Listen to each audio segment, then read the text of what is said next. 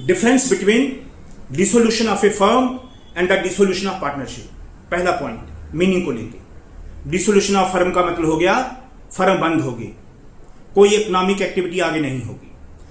Dissolution of partnership का मतलब हो गया पार्टनरशिप बदल गई, इन द सेंस उनकी रेशो बदल गई और बिजनेस कंटिन्यू रहा, उनका फर्म बंद नहीं हुआ, सिर्फ पार्टनरशिप बदली। दूसरा पॉइंट कंपल्सरी और वॉलंटरली। फर्म डिजॉल्व होती है कंपल्सरी भी और वॉलंटरली भी, कोर्ट के ऑर्डर से भी और अपनी इच्छा से भी, लेकिन जो पार्टनरशिप डिजॉल्व होता है वो होता है वॉलंटरली। 3 कंटिन्यूटी। जब फर्म डिजॉल्व हो जाएगी तो बिजनेस कंटिन्यू नहीं रहेगा, बिजनेस बंद हो जाएगा, लेकिन अगर पार्टनरशिप डिजॉल्व हो जाए तो बिजनेस आगे चलता रहेगा। 4th books of accounts. Books of accounts को लेके जब बिजनेस ही बंद हो गया, फर्म ही बंद हो गई, तो बुक्स ऑफ अकाउंट्स क्लोज हो जाएंगे, सारे के सारे अकाउंट क्लोज हो जाएंगे।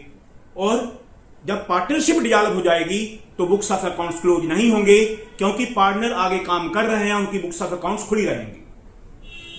5th point economic relationship.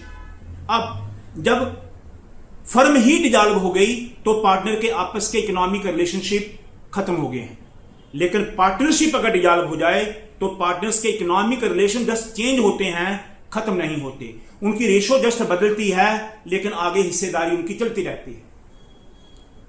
Effect को लेके, इफेक्ट हो गया कि अगर फर्म डिजॉल्व हो जाए तो पार्टनरशिप ऑटोमेटिकली डिजॉल्व हो जाएगी, फर्म ही बंद हो गई तो पार्टनर किसके रहे, किसी के नहीं। लेकिन अगर पार्टनरशिप डिजॉल्व हो जाए तो फर्म चलती रहती है, यानी कि फर्म डिजॉल्व होने से पार्टनरशिप ऑटोमेटिकली डिजॉल्व हो जाती है, और पार्टनरशिप के डिजॉल्व होने से फर्म को फर्क नहीं पड़ता। These are the top most differences between the dissolution of firm and the dissolution of partnership. आशा करता हूं समझ आया होगा। ऐसे वीडियो लेके आपके समक्ष आता रहूंगा। चैनल को सब्सक्राइब करें, फॉलो करें। Thank you.